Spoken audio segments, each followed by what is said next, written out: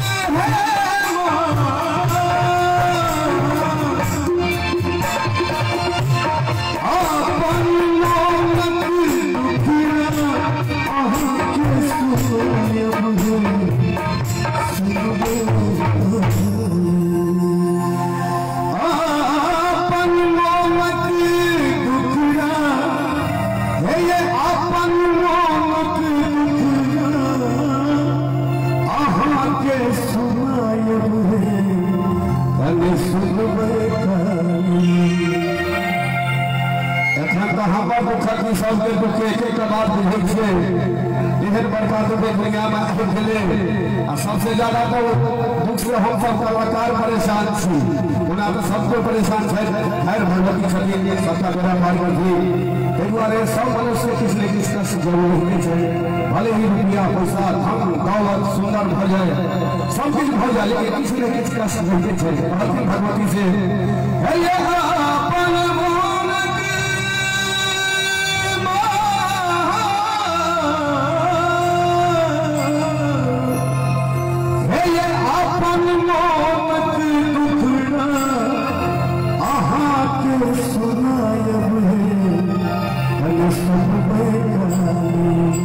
एक बार हम जाओ अपन बेटा के लिए रहू सोने पर हाथ उठा ले तो नहीं मजा आएगा हैं ठंड के तो टाइमो नहीं छोड़े बाबा हाथ घुस ले गए छी अंदर में एक बार आशीर्वाद दे के लिए रहू सोने तुम हाथ हाथ कर लाल करके बोले बात है हां अंदर रो भंगिया तो नहीं एको है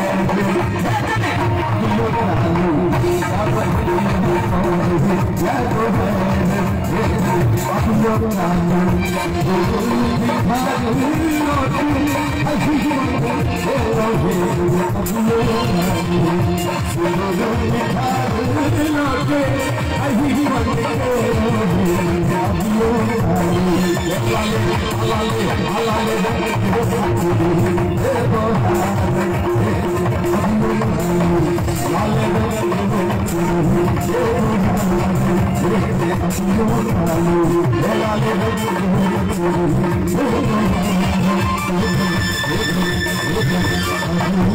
सब